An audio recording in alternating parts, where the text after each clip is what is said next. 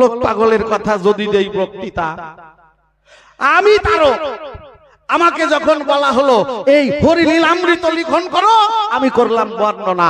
আমি লীলামৃত লিখন করতে পারবো না। দেখেন বাবা, হিরণ্যকশিপুকে ধ্বংস করবার পরে স্বয়ং ভগবান নরসিংহ মূরতি ধরে নখ দিয়ে রেখে উরুর পরে তাকে যেমন নিধন করেছিল, গোলক পাগল স্বয়ং নরসিংহ রূপ ধরে বসে আমার বুকের পরে আমার ভয় দেখাইয়ে বলল, যদি এই লিখন লীলামৃত না করিস লিখন, আমি নখ দিয়ে তোর বক্ষ ছিঁড়ে ঘটাবো পতন।